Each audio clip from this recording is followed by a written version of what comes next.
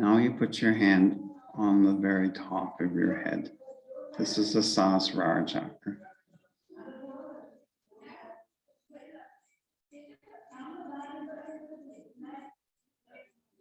So this is Sri Mataji's chakra. Or we can say Shiv Shakti.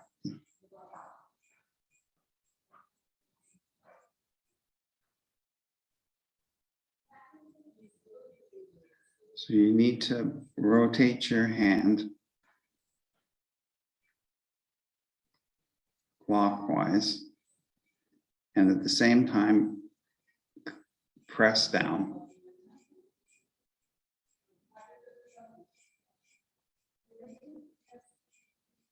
And we say,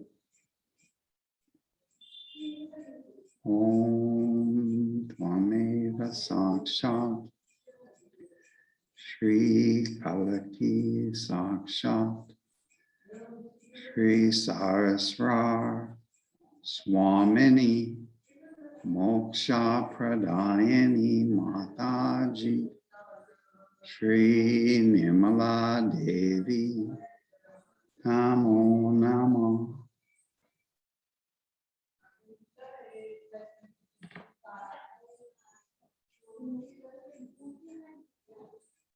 You can raise your hand just above the top of your head, the right hand or the left hand. And you can move it around.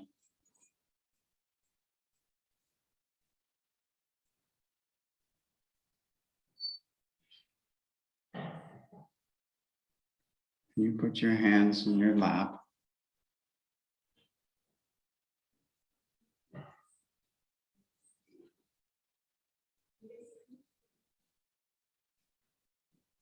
Just for a few minutes, you keep your attention above the top of your head.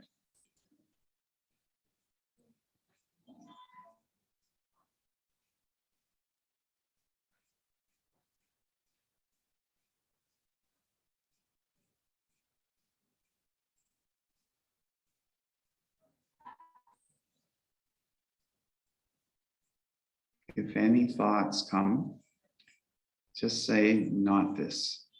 I mean, say it to yourself. Just pass the thought by. Thoughts come and go, it's not a problem. If you get following a train of thought, you're not meditating. So just keep your attention in your Sahasrara. And when your attention wanders, you bring it back by saying, not this.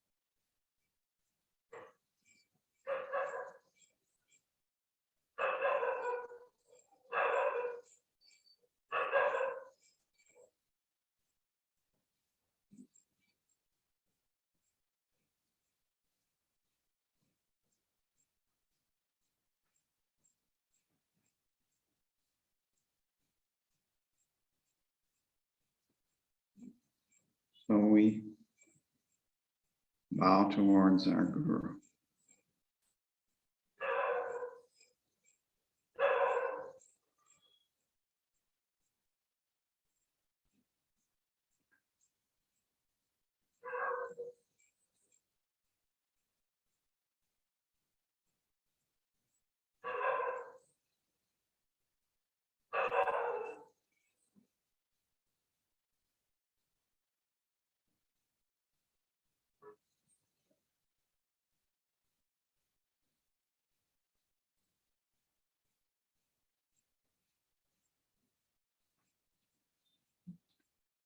And then you can slowly open your eyes and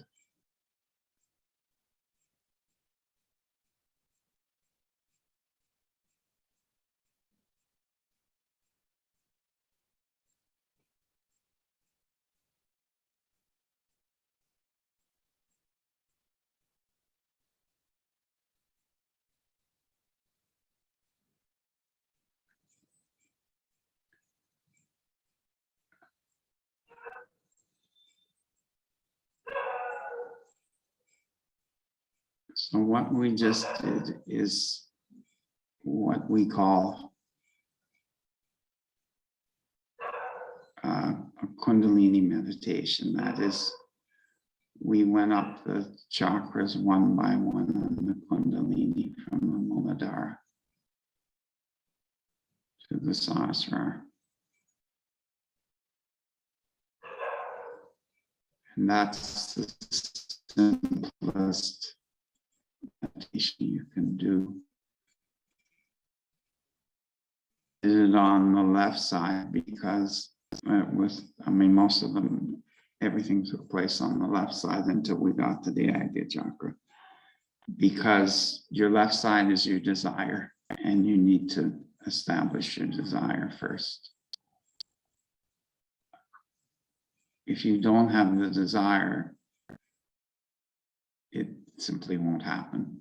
There's nothing about this that comes from the outside. It's all inside you. The Kundalini is inside you. The chakras are inside you. And so the desire also has to be inside you.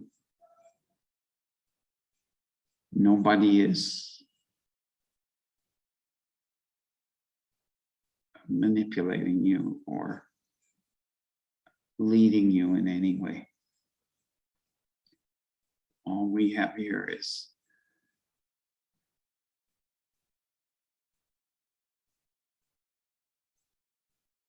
sort of techniques, but the real happening is within you.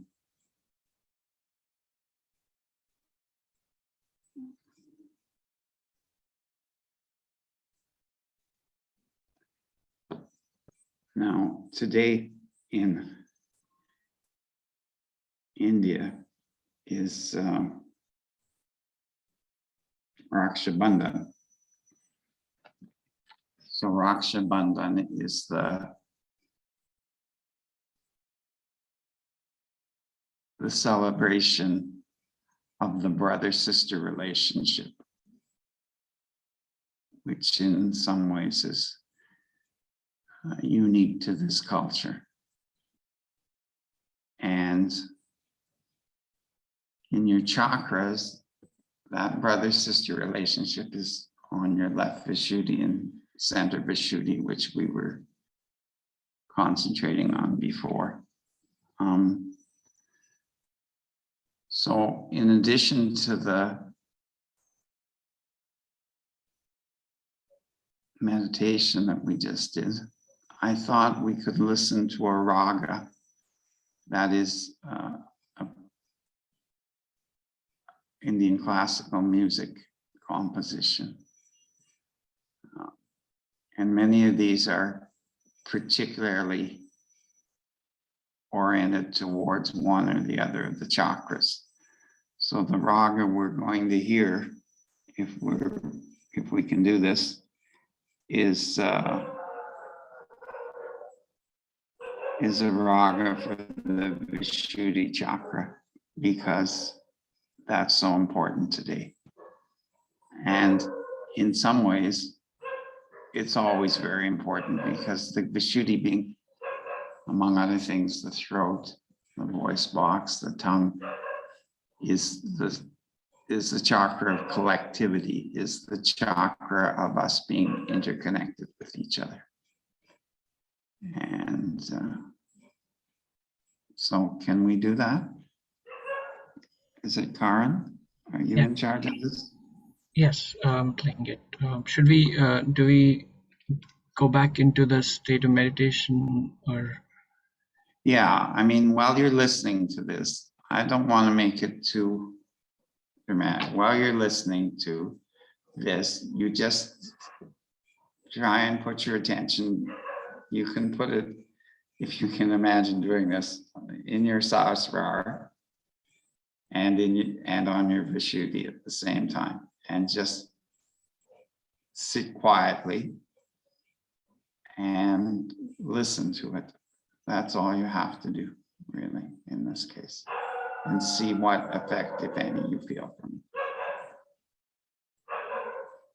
All right.